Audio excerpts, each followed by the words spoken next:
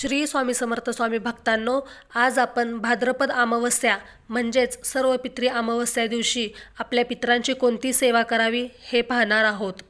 तर भाद्रपद अमावस्येला मातामह श्राद्ध असतेच, पण याशिवाय या दिवशी ज्यांचा मृत्यूदिन नक्की माहीत नाही त्या सर्व पितरांचे श्राद्ध करण्याचाही प्रघात आहे। तसेच महालयातील विशिष्ट तिथींना करण्यात येणारे श्राद्ध कोणत्याही कारणाने किंवा अडचणीमुळे राहिले असेल तर या दिवशी करता येते। तसेच सर्व पितृ अमावस्या हा पितृपक्षातील अंतिम दिवस आहे, ज्याला महालय आणि सर्व मोक्ष अमावस्या असे देखील म्हणतात। हा दिवस पितरांना समर्पित आहे। या दिवशी पितरांचा आशीर्वाद मिळतो। तसेच या दिवशी श्राद्ध आणि तर्पण करून आपल्या पितरांना आदराने निरोप दिला जातो। तर आता पाहूया आपल्या पितरांना सद्गती लाभण्यासाठी या दिवशी आपण कोणत्या गोष्टी केल्या पाहिजेत।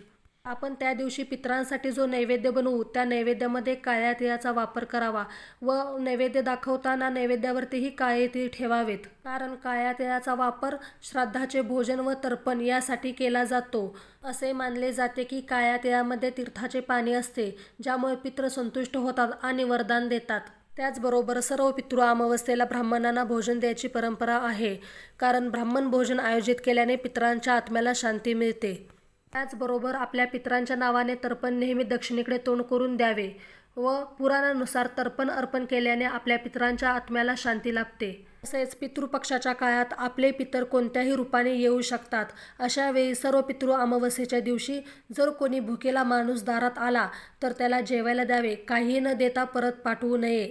त्याचबरोबर ब्राह्मण भोजनाच्या आधी पंचबलीचा नैवेद्य काढण्याची परंपरा आहे, म्हणजेच 5 प्रकारच्या प्राण्यांसाठी नैवेद्य काढून ठेवावा। पंचबलीमध्ये पहिले अन्न गायीचे, दुसरे कुत्र्याचे व तिसरे कावळ्याचे, चौथे देवतेचे आणि 5वे अन्न मुंग्यांना खाऊ घातले जाते। त्याचबरोबर सर्व पितृ अमावस्येच्या दिवशी गीतेचे पठण करणे खूप फायदेशीर मानले जाते।